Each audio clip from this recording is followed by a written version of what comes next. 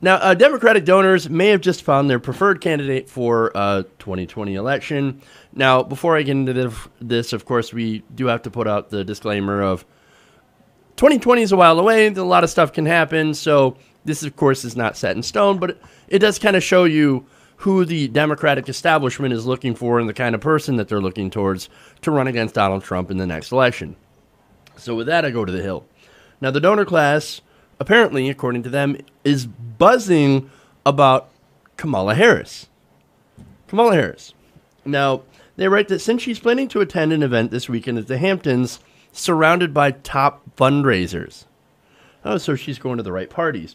Now, the Bridgehampton event, where Harris will mingle with top donors and supporters of Hillary Clinton, is the ultimate signal that Harris is thinking much bigger than the Senate, according to one top bundler. She's running for president. Take it to the bank, according to another fundraiser. She's absolutely going to run. Well, that's very interesting. Now, what do the donors have to say about this? They say that Harris is giving them, quote, a glimmer of hope when they need it the most. I did a report, you weren't here for that, Ron, where the Democratic donors were basically fleeing the DNC because the DNC is fucking broke under Tom Perez. They're at have a $1.9 million debt. Wait a second, Jeff. Wait a second.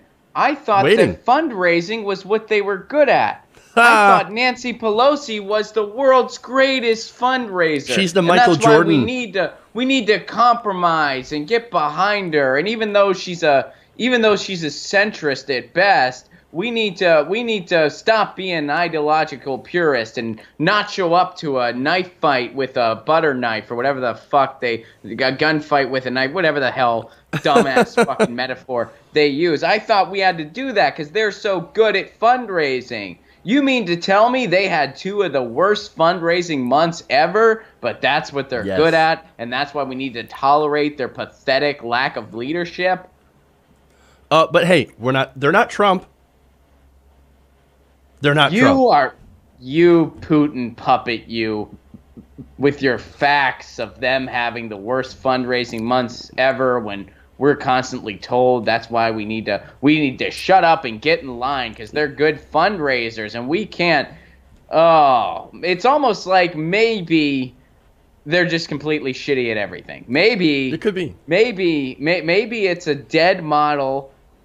All right, you get the idea. We do. So for me on the whole fundraising thing, getting behind Kamala Harris. Look, whenever the donors see hope in a specific candidate, I get a little bit nervous. So, do they see hope and change too? Oh, we might. Do they see both? Is there some hope and change with that hope? There could be some change. Pocket change. Which is all we'll have left. For them.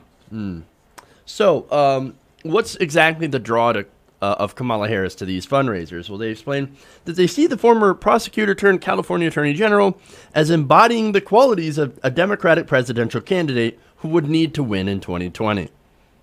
Now, what qualities? Now, considering how we've had a huge leftward shift in the public consciousness when it comes to policy, things like, Medicare for all, which, single payer people are talking about that, a living wage, all that stuff. Is that what she stands for? Well, all we know from her so far is that she is okay with challenging Trump people. Well, great. At least you passed the lowest bar of being a Democrat, which some, Democrats don't even do that. Like people like Joe Manchin vote with Trump like 60% of the time or some crazy amount. But what else? Andy recently defended the insurance companies, too, Joe Manchin did. Not surprised. They also see her as a fresh face. Let me give you a quote from former Representative Loretta Sanchez. Now, she said, there's a big hunger out there for somebody new and different. Oh, that's, I'm sorry. It's a quote from Bill Carrick, who was an advisor to Representative Loretta Sanchez. Now, he says, people are looking for champions. She's in that category. There are people who might not know her real well, but want to like her. what little they know, they like. So what exactly do we know about her, Ron?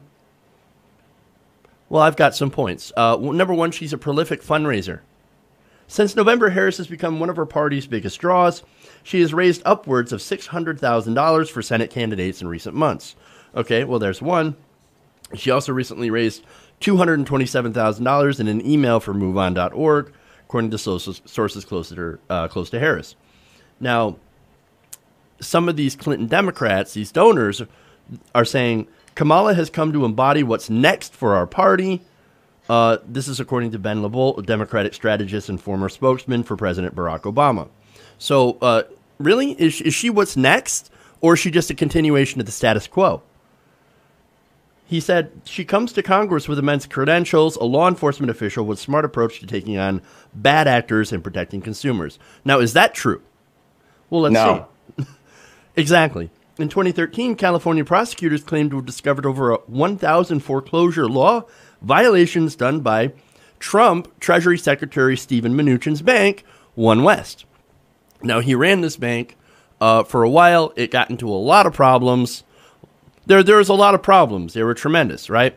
Tremendous, disastrous problems. And what did she do about problems? Big league problems. That's right. The California Attorney General's office failed to file any action against that bank. At the time, Kamala Harris was California's Attorney General. Now, she said, "We went and we followed the facts and the evidence and the decision my office made. We pursued it like any other case. We go and we take a case wherever the facts lead us." Interesting. They had a lot of evidence that they did this foreclosure law violations, but the banks didn't get punished at all. I wonder if that has to do with any of the money. In 2011, Mnuchin's wife at the time, Heather Mnuchin, gave $8,750 to Harris's 2011 campaign.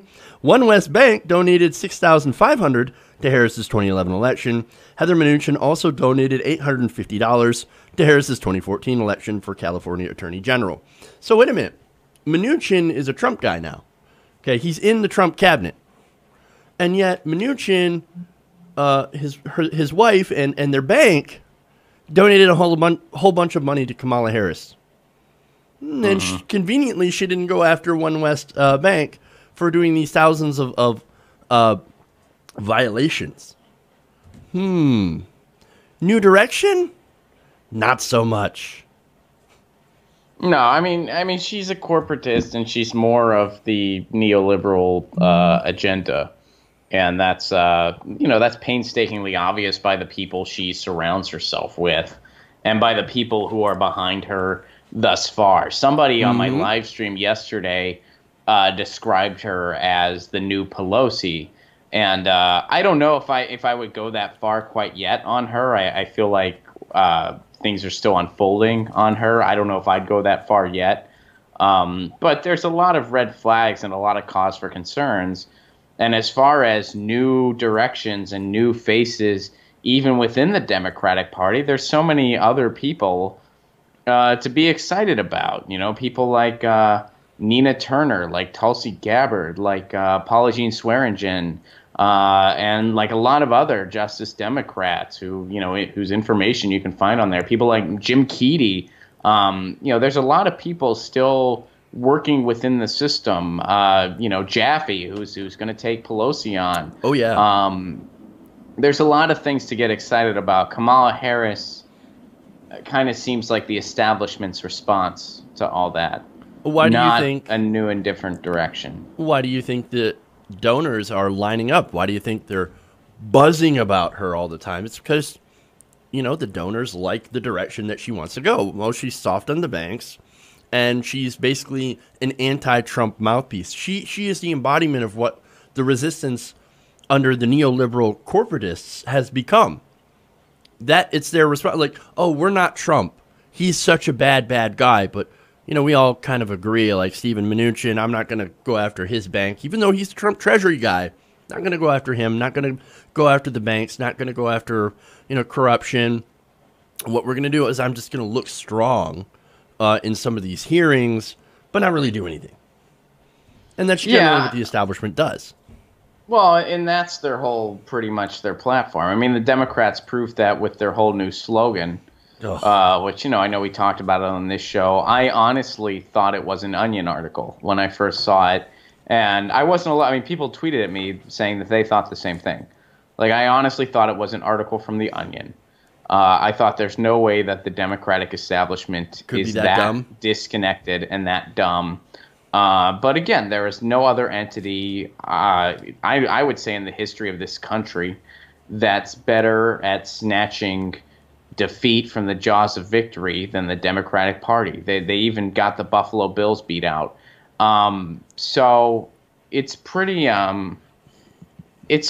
dismal, and the whole recipe of, hey, we're not Trump, it's not working. But people like Nancy Pelosi, that's the only card they have in their deck. She proved that because, yeah, she did really great in the midterms in 2006 when George W. Bush's popularity was almost at single digits, where a stale ham sandwich could have taken power away from the White House. So she ran on the "Hey, we're not Bush" platform, and it worked. It's not going to work again. Now, despite how despicable Trump is, the fact that he's there in the first place is proof that, hey, we're not this guy, isn't good enough to win. Yeah. And the Democrats don't have a stronger message than that. And by putting up more, seemingly blank suits. And there's some people that play the establishment game to a degree that I think at this moment in time are reasonable compromises to make. Elizabeth Warren, Al Franken. And I know a lot of people disagree with me on some of those, but I think those are people that I don't agree with them on everything. I have some concerns, but I think that in the scheme of things, they're playing the establishment game because they want to get to the better tomorrow that we progressives want. And I'd be willing to, at this point in time, hear them out and likely get behind them if I had to. Yeah, I've argued that point about Elizabeth Warren because I definitely, because it's not a popular opinion to have in progressive circles, No. Especially since she did not back Bernie Sanders, and a lot of people are understandably very sore about that. And I'm one of them. But here's where the difference happened for me, Jeff. When she came out in support of single payer, she, to my knowledge, is still the only Democrat that has that kind of power, that has the platform that she has. Right. And of course, when I say this, I'm not including Bernie Sanders. So on including Bernie Sanders, she is the only one that has really come out for that. And now, ever since she's done that, More have. And now some of the donors are saying, look, let's just put single payer on the platform. I mean, there was this big name donor recently that came out and was like, they need to adopt Bernie Sanders' platform, they being the Democrats, if they want to win. Yeah, that was Tom Steyer. He's the billionaire environmentalist. We did a story about him where he's like, the era of not covering people is over. It's done. We need to move forward on this. So, and that's good. So, and I give Elizabeth Warren some credit for that. Now, do I have my hesitations about her? Abso-freaking-lutely. Are there some things she's done that I have really not liked? Yes, big time. And back in Bernie was one of them. Right. However, there have been some glimmers of hope within her. And if she was a 2020 candidate or something like that, I think those are the types of compromises that, in the short run at least, I think are reasonable to make. And I see a difference, at least at this point in time. She could prove me wrong later. There's still a lot of time between now and 2020. But I'm just saying, in the contemporary time capsule of where we're at now, that's a different compromise than, say, a Kamala Harris. And I see a difference between those two. Right. Even though I share the concerns of Elizabeth Warren that all progressives share. Same with Al Franken. Right. And I actually have more concerns with him. But Right. So one more thing, too. I want to get to the framing of how the Democratic Party is essentially framing Kamala Harris. Now, one Democratic fundraiser said of her, she is no Barack Obama, right? She doesn't give speeches like Obama, and she doesn't fundraise like Obama, But that's not the way she's looking at it. In this political climate, she's saying, if not me, then who? So basically, what Kamala Harris is saying is that, well, nobody else is going to run. Nobody else has as good of a shot as me. If I'm not, if I'm not going to run, then who would run? Well, I've got a couple of ideas. One of them being Bernie Sanders. Another being possibly Nina Turner or Tulsi Gabbard or some of the others that you've thrown out as well, running for 2020. But that's how they're framing this. That's how she's framing it. If not me, then who? Well, there's plenty of other choices, and those other choices have a much better record than you do for progressive causes. Yeah, and this sounds familiar. I mean, this is very cliche. I mean, Hillary Clinton said the same thing. I know some people might want something better, but fuck you, you're not going to get it. I mean, that's really the theme here, and that's because we have the system set up this way where you can make a claim like that. And it's time that as a populace we say, no, you have to come to us. That's not how. That's not a democracy. Doesn't work that way. And I know we don't have a democracy. I'm not that naive, but you still there's still power in the people, and it's like, no, you have to come to us. You have to get our vote. You have to, you can't expect us to just say, well, we can't get what we want because this compromise has to be made when you're losing constantly. Again, and I've said it before on this show, you've said something similar. If coming to the center was winning, then that'd be one thing. Then you could kind of just be like, look, the progressive ideas that I migrate towards, too many people in this country aren't ready for them. So it's going to be a long climb. But the thing is going to the center's not winning, it's losing, and it's losing embarrassingly bad. Furthermore, you have people in very red areas cheering for the idea of universal single-payer healthcare. You have 60% of adults that favor it. You have 80% of people that identify as Democrats.